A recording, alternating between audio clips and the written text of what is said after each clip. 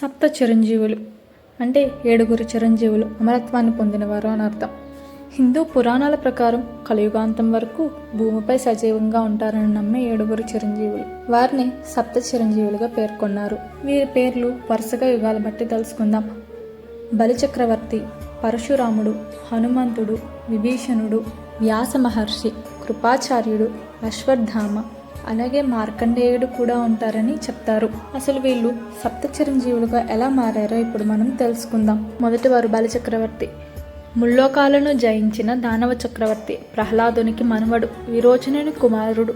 పౌరాణిక గాథల ప్రకారం 2 అడుగులలో యావత్ విశ్వాన్ని ఆక్రమించి 3వ అడుగు ఎక్కడ పెట్టాలి అని అడుగగా తన తలను చూపించను. త్రివిక్రముడైన వామనుడు అతన్ని పాతాళానికి తొక్కేశారు. అప్పటి నుంచి అక్కడే చిరంజీవిగా పాతాళానికి రాజే పాతాళలోకాన్ని ఏలుచున్నారు. రెండవవారు పరశురాముడు.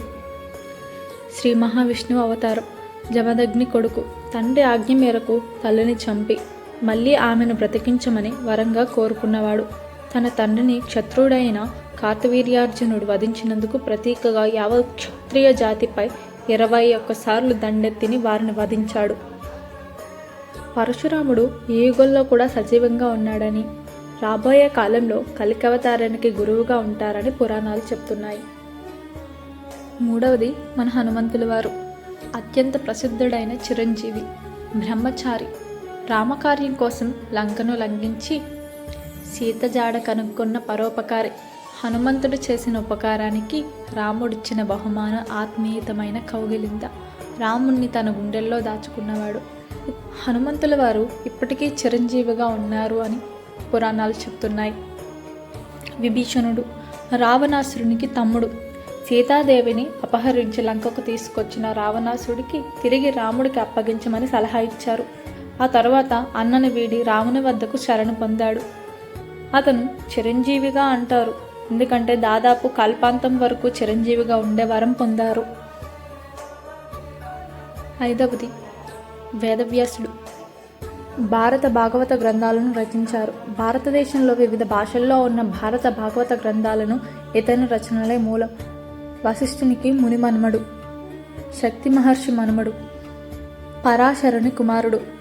భీష్ముడికి వరుసకు అన్న అవుతారు. ఇతను కూడా చిరంజీవుల్లో ఒకరిగా పేర్కొనబడ్డారు. కృపాచార్యుడు. కౌరవ పాండవుల కులగురువు. ద్రోణునికి బావమరిది. కురుక్షేత్ర యుద్ధంలో బ్రతికి బట్ట కట్టిన అతి కొద్ది కౌరవ పక్ష యోధుల్లో మేనల్లుడు అశ్వత్థామతో పాటు కృపుడు ఒకడు. ఇతను కూడా చిరంజీవిగా పేర్కొనబడ్డారు. ఏడవది అశ్వత్థాముడు. ద్రోణాచార్యుని కుమారుడు. కురుక్షేత్ర యుద్ధం తరువాత కౌరవ పక్షాన మిగిలిన అతి కొద్ది మందిలో ఇతనొకడు. నిద్రిస్తున్న పాండవులను గొంతు కోసి చంపాడు. ఆ కారణంగా ఒళ్ళంతా వ్రణాలతో చావు లేకుండా చిరంజీవిగా జీవించమని శ్రీకృష్ణుడు అతన్ని శపించాడు. ఈ శాపం 3000 సంవత్సరాలు.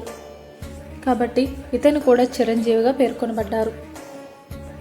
7 చిరంజీవులని పురాణాలు చెప్తున్నాయి. ఈ 7తో పాటు మరొక చిరంజీవి అయిన మార్కండేయుని కూడా కలిపి అష్ట చిరంజీవులను కూడా అంటారు.